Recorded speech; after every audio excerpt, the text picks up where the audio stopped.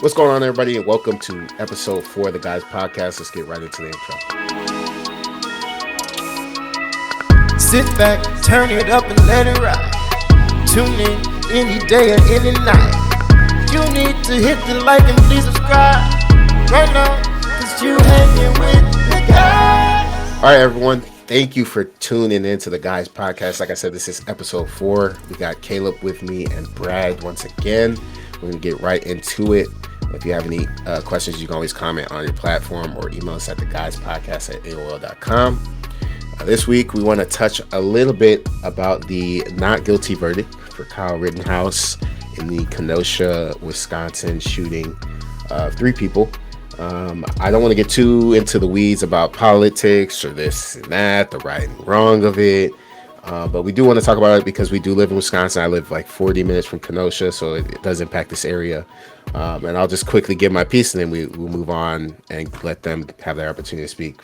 For me, I just think that it's a shame about the coverage of this story because a lot of the things that happen in society these days end up being so split and divisive. And so the coverage of this story is so polarizing. So you have the one side, obviously, that is saying that he did it and he should rot in jail. And then there's other side saying that he's an American, he's a patriot. It's like, okay, well, isn't there some type of middle ground for us to assess this situation? And there are ways to go about that in a factual way. And so I think it's just a real shame. And it just kind of was a reflection of that time, to be honest. 2020, with the things that were happening in Minneapolis, then that Jacob Blake thing happening, right or wrong, what you say about those specific cases, I won't get into the weeds, like I said. But that polarizing time with the presidential campaign and all that stuff, it just seems like that was just a part of that narrative. And I wish that things that happen like this, we would just kind of take a step back and use our common sense of like, what is right in your head and what is wrong in your head. Like everything should be pretty common sense of like, okay, in this situation by law, it might be this, but what in your gut tells you is right and wrong? And so that's all I have to say about that. I'll pass over to Caleb to give his 2 cents. I will say that I was not surprised about the verdict. Take that how you want to take that. It's unfortunate that people had to lose their lives in this way. I will give my condolences to the family and to the people who were affected. What I would more like to focus on is the reason why there were protests in Kenosha in the first place. I feel like there has been I don't feel like this is political. I feel like this is just a fact. There has been a precedent of, violence and brutality against people of color, and the justice system not working in a way where people of color feel that it's fair and just. This Rittenhouse situation is a little bit different because, like Chris said, we're not going to get into the weeds, so it's a bit different. But I will say that I don't want to lose sight of the fact that I understand why people in Kenosha were upset last year in, what was that, August? I less understand, but I mean, you could kind of justify why people were in Kenosha saying that they wanted to protect the people. Because there is a right and a wrong way to protest, and I don't condone looting and burning things down. I will say that I feel that both sides of the argument were wrong in this situation. You shouldn't have been protesting in the way that you did, where you were destroying the town, but you also shouldn't have been there with guns intimidating people who were protesting. And I feel like this verdict is taking away from the fact that there are bigger, more fundamental issues with our system in terms of why people are allowed to own AR-15s and why people are protesting about police brutality and police killings. And so, like I said, don't want to talk about the actual response to the Rittenhouse verdict, but I do want to, like Christian said, talk about the coverage of this and how we're politicizing something that is much bigger than just this one moment in time. There's so much more history and so much more nuance to the fact that it's left right, it's black white. It's not that simple, and I think that uh, eventually we will get to a point where we start having these deeper conversations about, particularly in this case, gun control and why that's such a problem in the United States. Totally agree, literally, with what you just said, Caleb. How it's so many things. It touches on so many aspects of what our society is going through, and sensitive topics that are around right now, as far as left, right, black, white. This touches on gun issues too. There's so many different topics you can get into, and it's crazy how it's all focused in on one case and one trial. I mean, we'll kind of see where it goes from here. But like y'all were saying, both sides had like bad reasons to be there. I mean, I get protesting. I think it did go a little far. But also for Kyle to have been dropped off by his mom, like in a totally different city over there with with an assault rifle.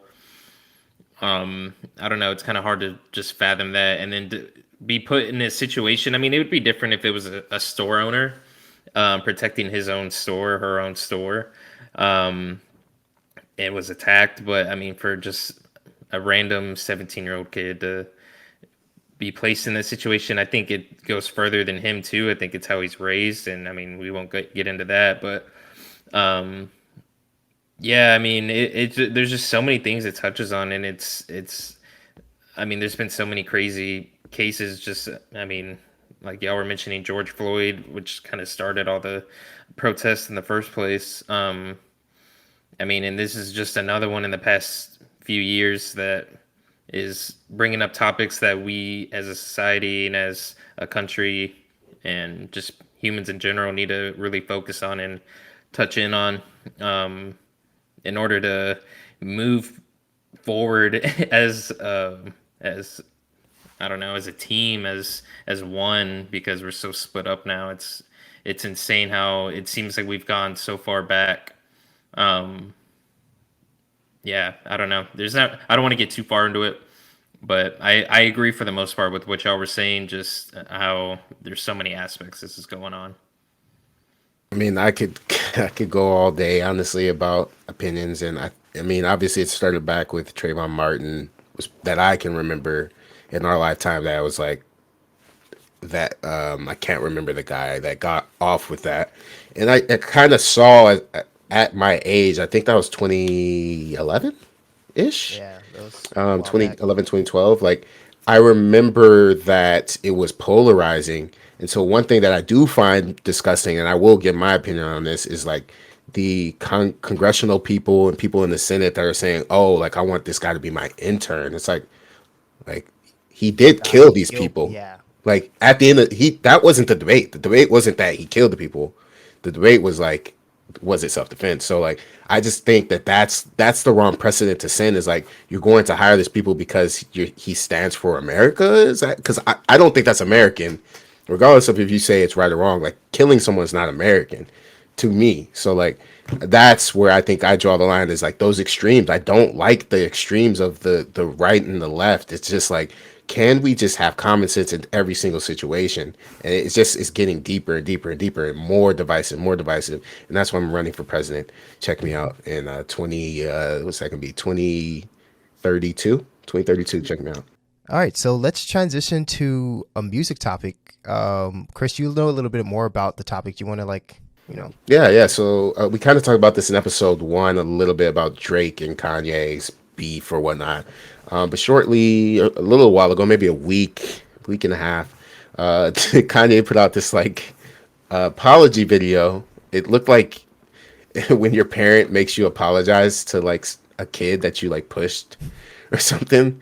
It looked like he was reading a statement, and he was reading a statement, basically asking Drake and him to end the beef to have a benefit concert in December, and Drake accepted, and they are preparing that concert to happen in December. So just kind of want to talk about like what you think about the situation. Is it like make waves for you? Does it show anything about maturity, or is it you think it's just kind of like a publicity stunt? For me personally, I don't think Kanye cares about publicity at this point. So I don't think it's a publicity stunt for him. I think if Kanye's going to say something or do something, it's because he is genuinely passionate about it and wants to do it.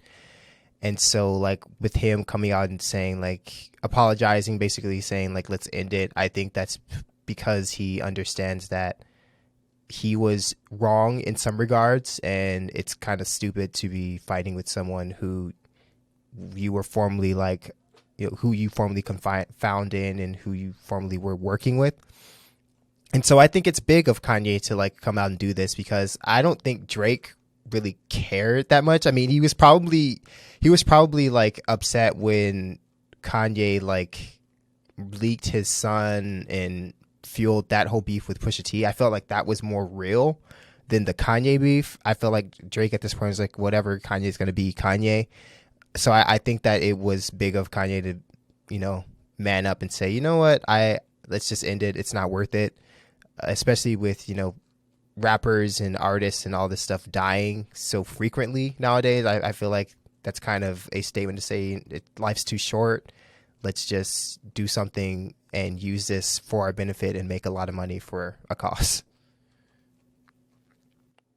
I was thinking too. I think in Kanye's eyes, it was a big thing for Kanye to kind of do that. Drake, I think opportunity kind of just presented itself in his lap, and now he's gonna take advantage of being like one of the biggest stars in the game again and staying at the top.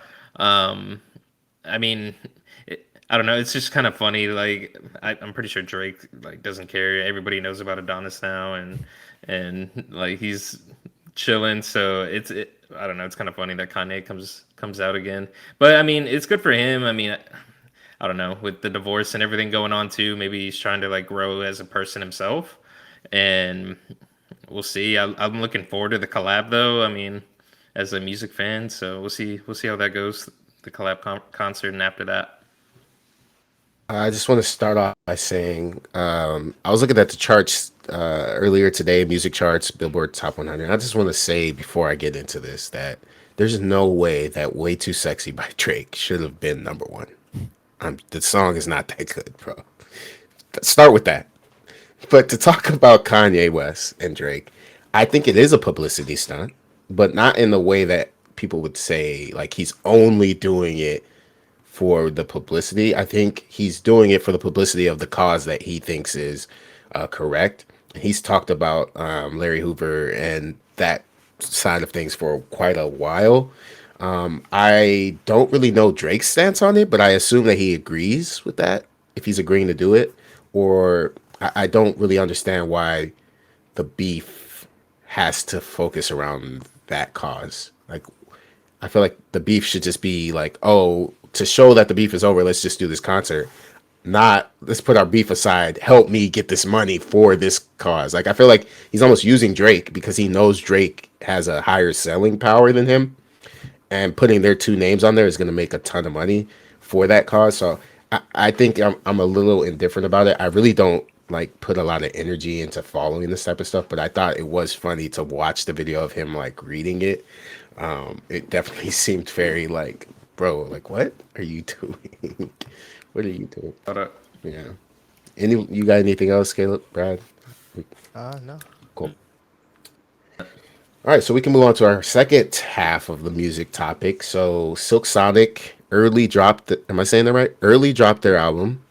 It was slated to be released in December originally.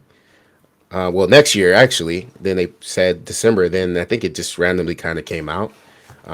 Because I was just talking with one of my students about how it's coming out in December, and then like 2 days later they were like, it's out. And then we also want to talk about Adele, who just dropped at the time of recording this last night or Friday, so yesterday. And so just kind of talk about the thoughts of the direction of where music's going, if you have any initial thoughts on the album. And with I'll start with Adele. I think that Adele is one of those generational voices, and it's kind of hard to not like the sound that is produced. Based off of what I have heard, and I haven't gone really deep into the album, but based off what I have heard, it's very vulnerable, which is tends to be Adele's thing. It almost seems like it's so vulnerable that they don't edit it. Like they don't throw in a ton of like compression or effects or EQ. They kind of just let her voice, and like even the things like her breathing, and like if she's take like certain things that you can hear with her mouth, they kept that all in there because they wanted to sound so authentic. So I enjoyed the sound so far. Like I said, I haven't dove really deep into it. But Adele is always a classic. I've heard there's backstories in some of the songs about like her divorce and things like that with her kid, and so I need to definitely get a deeper dive and explore that album. I'm an Adele fan from afar. I wouldn't say like I'm like a stan or anything. I really think she has a powerful voice. But yeah, I think it's a solid. But before I get into the second part of like where I think music's going, I'll talk about Silk Sonic, then I'll pass it to you, Caleb. Silk Sonic, I think we kind of saw this coming because they've been kind of doing this all year. I don't know exactly when Leave the Door Open came out. That might have been June. Like it was a It while might have ago. been. Might have Before that, been Caleb, I saw Caleb do a March. cover on it. yeah, So that was a while ago. yeah, Yeah, that was a yeah. long Yup. time ago. That was maybe March. Yeah, That it was a was while ago. March. And so I was like, okay, this is what they're going for. I almost feel like if they would have just kind of held it back and waited till this time to start really pumping it, they never dropped Leave the Door Open or Skate, and they kind of just came out right now, people would be like, it would be more of a wow factor. But I think now that you had 6 months to sit on, okay, this is going to be like a 60s, 70s retro type sound. I think nonetheless, it's really well done. The sound, as always with Bruno, is very well done in terms of the mix and mastering. That is a very nostalgic type of sound, so I really enjoy it. If I had to give any critiques, I probably couldn't. I will say that if you are a fan of Bruno Mars, I actually have 24 Karat Magic right here, and that album had some of these types of songs on it hidden in there. A lot of people didn't hear it because they didn't listen to the album, and the songs that he was pushing out was not that. So like Versace on the Floor kind of dipped there. There was another song, I'm trying to think, I'm blanking on it, but I'm not even gonna try to It's remember. the last. Ain't nobody gonna love you like the way. Yes, there's some older the songs that he's trying to bring that sound back, and so I think that my guessing is that Anderson likes that album. He's like, we can even push this further with the type of drum style. So I'm a really big fan of Anderson. His drumming is like, bruh, it's like it reminds me of the Roots, Questlove. How Questlove has that distinct sound to him. Like Anderson has that distinct sound, and as a former drummer, I don't drum anymore. It definitely is an impressive thing to do. So I I, I think it's a really solid sound, and I'll talk about how it's going to affect the future in a second. But I'll pass it over to Kim. Okay, so I will also talk about another album that came out. Was it last week? That's Taylor Swift's Red album remake. From what I understand, it actually did better in the charts than, in terms of streaming numbers, than Silk Sonic did. Um, what I will say is that in listening to the album, I'm not a hater on Taylor Swift, but in terms of musicality and originality, because it's literally a remake of an album she put out like 10 years ago, there is no reason why Taylor Swift's re-release of a 10-year-old album should be doing more numbers than Silk Sonic, in my opinion. But I do understand Taylor's cause because she's basically trying to re-release this music to take money away from the record label and to like ensure that they don't get any more money from like being exploitative of her work.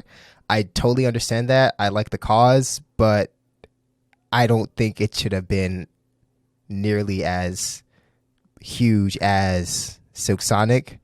But I will say Silk Sonic is right in my lane in the type of music that I like, and there's a lot of people who like Taylor Swift's style, and so that's that. In terms of Adele, I have kind of listened to it, and that's a type of album that will age like very well because it's not stuck on a time period, kind of like Taylor Swift is stuck in like a pop like 2000s 2010s like high school girl vibe. Adele is not that. Adele is, I'm just going to have a piano and a guitar and sing my heart out, and my voice is so good that you're going to listen even though it's stripped down like Chris said. That's Adele, and not many people in this world can do that. And so I think that it's going to be an album that just gets better with time as you appreciate just how good of a vocalist Adele is and like the storytelling in that album. Silk Sonic, that is, for me, that's like right up my alley. I like that old school like Philly Motown type of sound. Like Chris said, Anderson .Paak on the drums, just impeccable in the pocket. The bass players, the horns, the harmonies, like the key changes. It's just a lot of ear candy for someone who tries to play music. I'm not nearly as talented as the people who are producing this music, but I just think that it's an amazing album. It didn't overstay its welcome. It's 31 minutes long exactly. If you take off the intro, it's almost exactly 30 minutes. I think it was the perfect length of an album. And even like the track list on the album is almost perfect because like you go from them talking about how they're going to leave the door open, and then they, you know, they do the thing, they fall in love after last night, then he's smoking out the window. And then the next song, he's like trying to put on a smile because he called her a B and all that stuff. And now he's saying like everything, when I called you out your name, I was just, you know, that was my ego, my pride and pain. Like it's just a really good album. And I feel like I know that it's not going to get the Grammy nominations and the awards and all of that like people like Adele and Taylor will get. But I think that for me personally, it's going to be something that I keep coming back to because there's just so much musicality there. I don't want to interrupt you, but I want to comment on something Caleb said. So two things actually, because you just said it right then. I think it was the wrong length. And what I mean by that is it two reasons. So it's really good. And the old school style of things are like really longer albums that are like, you know, A side, B side, and two different vinyls, like longer music that you can just put on and just ride to and things like that. And secondly, if they want to tour together, 30 minutes of content is going to need to be stretched, and they're probably going to have to do their own music and then like combine it. And the point of it was supposed to be an evening of Silk Sonic. So if you're going to do that, maybe they have unreleased music. I think they definitely have a couple tracks that aren't released. And if you listen to the songs, like even with Blast Off at the very end, where he's like, can we take it higher? Oh yeah. Like blasting off in, like there are points in the music where they could just keep taking it up. They can keep reprising it. They can mix songs together. And because it's so musical, I think that in concert, they can play one of these songs for 15 minutes and you won't get tired of it. That's the type of song that is, and they can mix them together. That was my concern. I was like, okay, this is 30. I thought it would be at least 50, around 50, because if you're doing a 2 hour plus show, that's tough. Like as much as you say reprise and stuff. And the second thing, I'll let you go, Brad, is I think it will get the nominations, but it won't, like you said, it won't necessarily It won't win. won't win. We spoke about it a few episodes ago, but I think that Olivia Rodrigo is going to do numbers because of that demographic, that high school age, young, youth. But I also enjoy her music because she can blow very well if you listen to her stripped down. So I think it will get its, recognition by the true music people that do the Grammys. But they do take into account popularity in their music as well. So you might see some of the lower categories, they get like some awards, kind of like, Like if they don't get best production or like yeah, they might get stuff like that. That you'll see people like the lower level people, best video. yeah, they might get that type of stuff. I'll let you go back. Yeah. Agree with you on that. And just kind of going off of what y'all were just saying about the length. Um, I like the length of the album because I mean, for too long, I'm never gonna finish it all in one sitting. 30 minutes, you could finish that in a drive and be feeling good about it. I definitely think in concert they would definitely get creative with it, extend some songs, switch some stuff around, do some unreleased music. They'll probably still perform just stuff like their own singles. Maybe do like a little collab work on that, but I think it would be totally fine. Silk Sonic itself, though, yeah, I mean that's just an all around good album. I knew it was gonna be right up Caleb's alley once. Well, I guess once I heard that cover that you did, "Leave the Door Open," I was like, oh, okay, when's that coming out? But no, and then I heard "Smoking Out the Window" a few days before, or a few days ago too, and I was like, man, this is something different. It's full of just different sounds and passion and soul, and it's such a refreshing type of sound to have in this day and age where I mean a lot of stuff that comes out, it either just sounds like the same old thing or it's just not appealing to my ears. But this, I mean, this is, I would listen to this like doing anything, cleaning, working, um like it doesn't matter, it's so universal to me. um as far as Adele's, I haven't, like Chris, I haven't dove deep into it. um I figured it was going to be a very emotional, very raw album, though. Just I know it's a lot about divorce and how what she's been going through the past few years. Especially, I know she was going through a lot of stuff with when she was going through her weight loss, and people were giving her flack for that. So just the ability to overcome that, and I know she's not even gonna tour anymore just because of I guess it's anxiety and depression. Um, and so, I mean, for her to overcome that and drop an album so raw and be so vulnerable with it, um, that's amazing, honestly. I need to dive deeper into it, but Adele does have one of those voices where if you hear it, you listen. And there's not many, like y'all were saying, there's not many people that have that.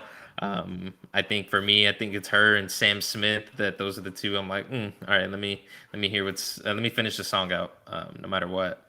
But I think both.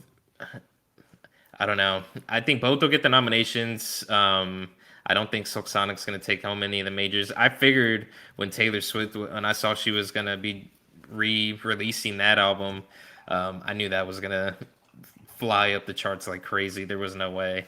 So that'll probably take home a lot of the bigger stuff. Adele's too, but I don't know. Silk Sonic out of the two, that's the one I would listen to on repeat more for sure.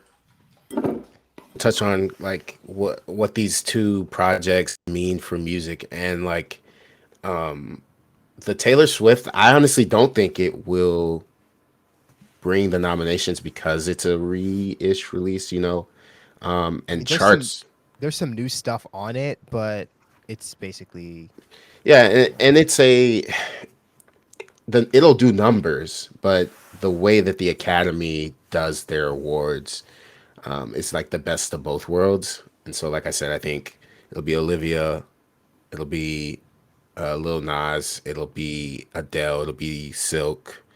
I'm trying to think of any like, they always got to throw some people of color in there somewhere. I don't know who that person people are gonna be, but I think that this kind of proves that like real, like, not, I'm not gonna say real, but like that pure form of music is still viable and can still make money and do numbers.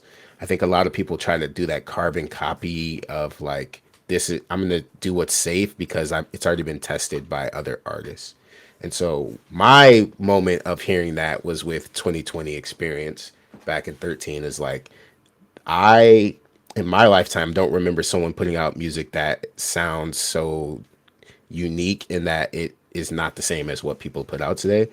And Silk Sonic has done that. Adele is Adele, like you said, Brad. So like it's just proves that like you don't have to try to be like someone else. You can if you are talented and you believe in what your music is, it will be a good thing. Like it's you can be have a beautiful voice and let that stand for itself. So hopefully we have more great music to come, more great vocalists. I love singing. I've always preferred singing over other types of music. Pure singing is what I'm trying to say. Like just straight vocalists without auto tune, without compression, without heavy effects like metal and like rock. I enjoy country music when it's just pure like guitar, not even that much drums, just guitar and singer. I like that to listen to, and hopefully we have more of that to come. Yeah, I just hope that projects like this will show artists that you can still do numbers and be creative and be different. And maybe people will experiment. I mean, it might not all go over well, but at least people will try it because it definitely makes an impact on people when you hear something that's not the exact same drums and auto tune and like synths. It sounds different when it's real music. Was muted. Yeah, I'm looking forward to it. Just the future releases. Like I can't wait for Silk Sonic to go on tour just to see what kind of unreleased music, little snippets I can get of concerts and stuff. It's an exciting time. Like I said, with everybody and just going kind of touching back to Drake and Kanye and them kind of squad with I don't know what's kind of going on with what happened with Young Dolph and that kind of thing, and just how it's some sort of unity, and then Silk Sonic coming in and just having that classic feel to it, having that nice, refreshing end of the year. Hopefully, going into next year, just keep having some good music and some positive vibes and unity, and we'll see. We'll see. Yeah, music feels wholesome again. Mm-hmm. Add one thing because I don't know what triggered in my brain. It's just I just wish music would be more like fashion, where people take risks. They do these like kind of crazy experimental looks, and I think that's what Kanye does is do those experimental things. And so while and fashion will call back a lot of old fashion, like stuff from the 40s and 30s and 20s. The people will curate that and bring it back, and they'll be like, "Oh, that's a good look. It's kind of recycled, but it's new again." And so I wish music would do that rather than this slow progression of the same music over and over again until one person is like, "I'm gonna try this thing," which is usually like Kanye or some like vocalist like Silk Sonic. They're like, "Oh, we like that. We're all going to do that now." And so everyone tries to do that. And then it's like, okay, who's going to be that next person to create their own sound? And so that's kind of what I wish it was like, is like that fashion always moving forward. So let's move on to our main topic. I wouldn't even call it a main topic today because honestly, the other ones were kind of still on their own. But I do want to briefly have a topic at least every single episode. So we want to talk about boredom, and kind of like not bored of someone in a relationship, but kind of like how to keep it fresh. And so I think one of the things I've tried really hard over the past 18 months or so, like kind of when, not 18 months, maybe a year when COVID started to loosen up a little bit, is trying to be more like spontaneous, exciting, try new things without compromising who I am and what I stand for. And it is tough because like there is a level I don't necessarily think my anxiety is the same as other people's in the way they feel. But like for me, one thing that I don't feel the most comfortable doing is like going out to like a bar with like music and just a bunch of people.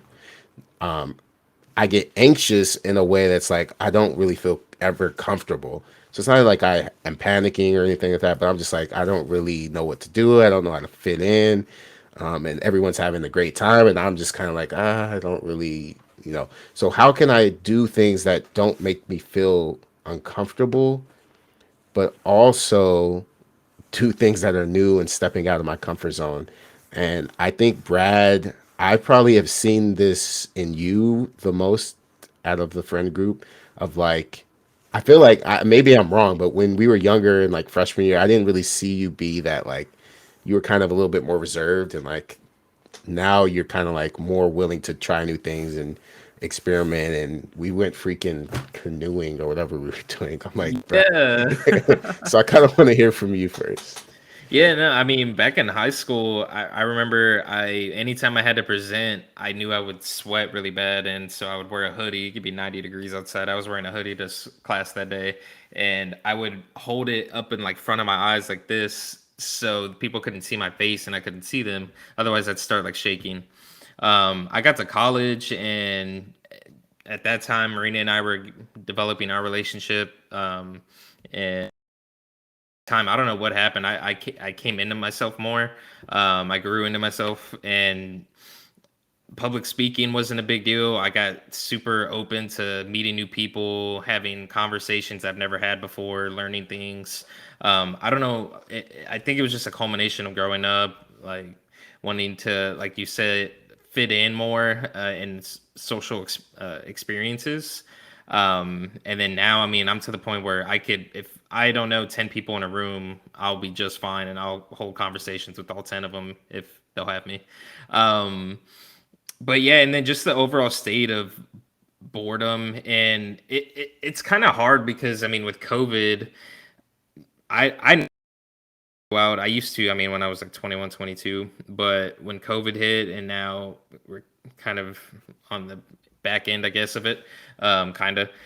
I still don't like to go out. Marina's the same way. We enjoy each other's company at home, and it's. I was thinking the other night, it's like I hope like she's not getting like bored, like because like we'll like just sit here and watch some TV, and we'll watch the same show 3 nights in a row, and I'm sitting there like, man, like should I be like planning different things, or should we be? It's Saturday night, like let's go out. But then it's not even about that. It's just about truly appreciating and knowing how to love someone the way they want to be loved, and knowing when to do things. And I think it has a lot to do with compatibility also. About, I mean, if I wanted to go out all the time and she didn't, or vice versa, like one of us is going to get bored just staying in and the other one wants to go out all the time. And but I don't know, it's boredom overall. It's just about kind of knowing how someone wants to be loved and how someone wants to be spoken to and just every day lived with. What I will say is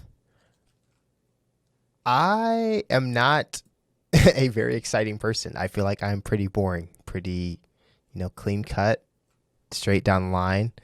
And so I don't know that that's necessarily a bad thing. I am not stuck in my ways in the sense where I'm not going to try new things, new foods, new places, new adventures, things like that. Willing to, try new things, explore new things. If I find something like online or something like that, I'll say, hey, we should try this. But I feel like in my previous relationship, the other person was so focused on, oh, I'm bored, I'm this, I'm that. Like, you can't sit down and just be in the house or like be with me and understand that I'm not that type of person. And so like you're always bored. And so I've kind of come to a place where I'm not trying to entertain my significant other, if that makes sense. Like, I want to be able to have experiences together and be able to do things that we both enjoy and to have fun. But in our day-to-day lives, I want to be enough. And so I don't feel like I should have to have gimmicks and jump over the moon and do three black backflips in order to make this person not bored. So I think that it is important to be spontaneous and to like have plans and to like not get into a routine where you're complacent or where you're stagnant. But at the same time, you shouldn't have to feel like you have to do magic in order to make this person not bored, because that can be a not so healthy relationship in that way, because you want to feel like you're enough, and that person should know that you're enough. If you're not feeling up for going out and partying, or if you're not feeling up for going and doing this or doing that, like Brad said, sometimes I just want to sit and watch Netflix for a day or two at a time, because that's my personality. I'm naturally introverted. And so I think it is like Brad, you kind of hit it on the head. It's about compatibility, and it's about what your significant other is willing to like work with you on and understand with you. And like Chris, I think it is important to be spontaneous and to be romantic, and that those are things that I do, but at the same time, I'm not going to make it my mission to make my significant other happy or to entertain them. So I don't know, like, yeah. Caleb, you're gonna find somebody that feels the exact same way you do, and then y'all are just gonna be perfect, and yeah, everything will be golden. I want to touch on a few things generally that you said. It's just like I struggle with the balance because, not because I, how do I put this? Like, I want to go over the moon for her because I feel like I want to show her that she's worth that. But in my pursuit of doing that, it almost sets myself up for like failure when I don't do those things. So like if I'm doing these things, showing actively, I'm doing, you know, everything, bending over backwards to show her how much I appreciate her and care for her. And then one day or one week, I'm like just chilling. It's like I've set myself up for a standard that now I'm not necessarily living up to. And so that's where it's kind of like this like teeter totter of like I can do those things. I am capable of doing those things. I appreciate you, but sometimes I'm just not in that space. I'm not in that energy. I just kind of like today, or not even today, just like I've been busy. Like I've been working, I've been officiating, so I've had meetings with that, had early meetings, late stuff at work, and refereed last night, refereed today. So like right now, if she was like, "Let's do this," I'd be like, "Bruh, no." So it's like it's not even like a lack of like wanting to do those, because I want her to be happy and I want to try to do things that makes her feel comfortable with me. Because just as much as I want to sit at home, she might want to go and go to Up Down and hang out. And so I want to be in a space where I understand her needs and she understands my needs, and we're not necessarily battling on that, but we are able to kind of cross over and do those. And so I think I've managed it pretty well, but I do think that like it's definitely a standard that I'm kind of like have to hold myself to, and I've set myself up like the weekly flowers. I'm like, bruh, like I get her flowers every week, so it's like yeah, I want to do those things, but if I forget, she's like, so where are the flowers? So yeah. Well, and then like at that point too, though, it's all about communication. Like if you're going hard and um, flowering her with gifts and just love and words, and then all of a sudden you just cut it off. Like, of course, yeah, she's gonna be like, "What's going on?" But if you're just like, "Hey, I've been going through a lot. Like, I'm just gonna chill here for a minute." All right, like more than likely it'll be okay. So that's I guess it goes back to just like knowing how someone like needs to be talked to and loved. There's always a way, because I mean at the beginning of Marina and I's relationship, like I mean, she was in like the bar scene and stuff, and like I didn't like to go out all the time. I mean, we didn't go out all the time. Shouldn't say that, but like times when we would, I'd be like, okay, like how you were saying, Chris, like a little anxious, like trying to fit in. But I don't know. After a while, we kind of just grooved and started really coming together and how we feel about those types of things and other things as a whole. And now we honestly, after almost 8 years, we truly know, for the most part, we how each other wants to go about our lives and what we want to do with our lives. Yeah, that makes a lot of sense. Okay, we can go into our outro. One gotta go. These are getting hard to come up with, so if y'all got any ideas, drop them in the Here's comments. getting light. I actually do like think that this is a interesting one. I wish that there's so many fruits out there that it's hard to narrow down. Like everyone has their own fruits, so it's almost like you could like draw them from a list or draw them from a basket, and then we can use those four. But the four we have today are apples, grapes, pineapples, and strawberries. And so, my first to stay. Oh my God, that's tough. Go ahead, Caleb. First to stay is pineapple. That's easy. It's very good. It's the sweetest out of all of them. In my opinion, I think if you have it in like prepare it the right way and just have it in the fridge, I'm going through pineapple the quickest because it's just so good. I will say, And pineapple flavored anything, like pineapple flavored soda, fire. I will say that pineapple, if it's on a fruit tray, I'll eat it first. But a bad pineapple is like real sour. I don't know, Oh like it. yes. If we're talking about juices, this would be different. But I will say my first to stay is also pineapple. I mean, pineapple's not gonna be the one I get rid of, but for me, first to stay, I don't know, it'd probably be apples. I mean, on a fruit plate, I'll take any apple on there first. Green apples, probably my one of my all-time favorite fruits. I like tart, sour things. Um, so apples, my top. All right, my next off the board is All I heard is a my next off the board, and this was tough. If you know, you know. And this was tough. Grapes got to be seedless. I also give them a nod because white grape juice. I just discovered about. I never drank white grape juice, like probably ever. Maybe like the sparkling, but just pure Welch's grape, white grape, till about March of last year. And I was like, this is my new favorite juice ever. So White grape juice with that white soda grape, stream. white grape juice. So grapes, seedless grapes, because seeds just throw it off for me. I will say there are some downsides to grapes because they have to be in that like strong. Does that make sense? They have to be like strong, firm. firm.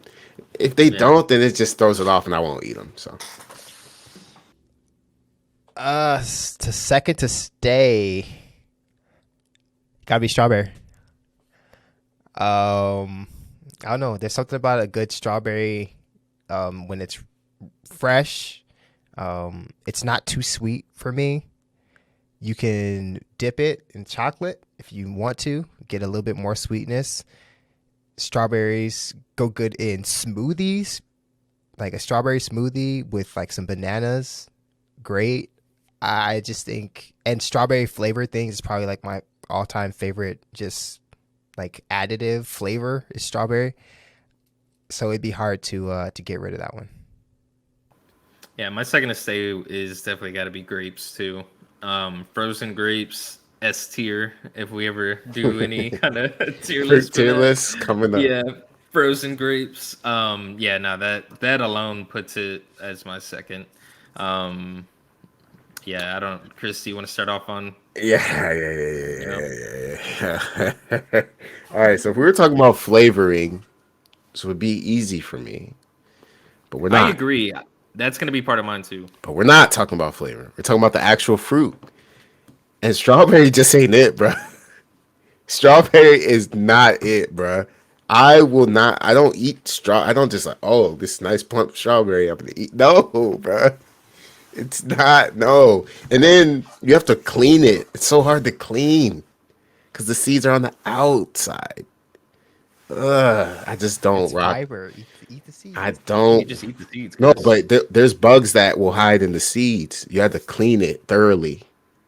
I don't rock Okay. with the strawberries. Now, if we're talking about flavoring, that'll probably be the first off the board. Because, like, strawberry Pop Tarts, any strawberry candy, Strawberry Fanta. lollipops, strawberry, oh, with Popeyes, oh, bruh. But we're talking about the fruit. Apples, it's got to be green. Excuse me. I don't really eat red. Got to be green, got to be fresh. But pineapple, I mean not pineapple, strawberry. I don't eat strawberry. Like I just don't eat them. I will put it in a smoothie if it's frozen. So I have like frozen strawberries. I'll put those in there, but it won't just be strawberry and banana. Like it's just kind of like a side, just to throw some, just to diversify a little bit. Cherries and pineapples to me are at the top of my list. Cherries not on here, but strawberry gotta go, bruh. It's apples for me. Yeah. I mean, it's just I don't know. I don't buy apples. If I'm going to the store to buy fruit, I would buy grapes. I'd buy grapes, oranges, pineapples, strawberries.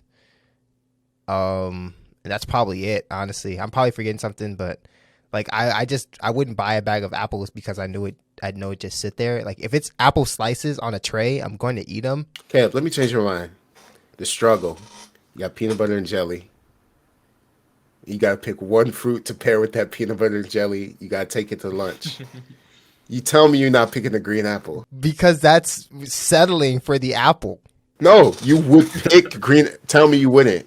Like, imagine you were packing a sack lunch and it was peanut butter and jelly. What are you pairing? I don't eat sack lunches. No, I'm saying back in the day, if you was in college, if you back in college, I'd probably go with the grapes. Honestly, a peanut butter and jelly with the grapes. bruh, no, it's a green apple. It's like a staple of I ain't got it right now. I don't. Nah, I wouldn't see myself just buying apples. Like I don't dislike apples. I don't dislike any of these. It's just if I'm going to buy something just to enjoy or to like put in something, because that's really what I You know what? do with fruits. You're gonna be surprised. I agree with you, Caleb. Oh my gosh. I'm gonna say apples got to go for that reason because I will eat strawberry like smoothie, or strawberry shake, which is strawberry. It's not flavored, like they actually put strawberries in it. Apples I wouldn't put in anything, and I don't really just eat apples like that. If it was just one to one, like just eating it, it would be apple. I would keep. But if we're talking about like the additive, because that's where majority of my fruit intake comes, is I like smoothies. I'd have to. Sorry, apples. Yeah, it's just apples don't I don't really know. go in anything. They're not besides, like, versatile. They're not versatile. They have to be slices or like apple straight pie, up. maybe. No, See- we talked about that. No, I don't. Yeah. No, I before you switched it up, Chris. I couldn't have had agreed with you more. In regards to the strawberry flavor, how strawberry flavoring is amazing. I mean, strawberry ice cream, strawberry, I guess juice, but I get like strawberry lemonade, like all that kind of stuff. You know what? I'm switching back. I'm switching back. I'm switching back because I just had some Wendy's strawberry lemonade Oh my with strawberries in it. I'm switching back. I'm switching. Strawberry back. gotta stay. Oh man, that's But flavor. that's an additive. Sorry, that was additive. It's not real strawberry. Yeah, that's what I'm saying. It's And strawberry. I like apples, like eating apples more than I am gonna make a strawberry smoothie because I'm never just gonna make a strawberry like smoothie by itself. But I'll grab an apple and I'll like whenever I make mine, I'll cut it up, put like lime juice, tahini, like I do it up too. So, I mean, I'll just eat an apple straight off the core too. But Like, This is an apple is solid. Like it's just The not. fruit itself. Yeah, the fruit itself is solid, but I'm okay. just I've made my decision. Oh I'm gosh. sorry, I've gone back and forth. What's pineapple going out now? Not a chance. Strawberry has got to go because I have to default back to if there's a fruit tray with grapes, apples, pineapples, and strawberry. I'm not touching strawberry. I'm not Exactly. looking at that. That's what I'm thinking about. Well, we appreciate y'all's time Well. today listening to the Guys Podcast, episode 4. Hope y'all have a great and safe holidays with the Thanksgiving and Black Friday and all that madness that's going to be happening. Eat some great food, spend some time with your families, and remember what you're thankful for. Appreciate y'all. We'll catch y'all on the next one. Peace! sit back, turn it up and let it ride. Tune in any day or any night. You need to hit the like and please subscribe right now, 'cause you hanging with the guys.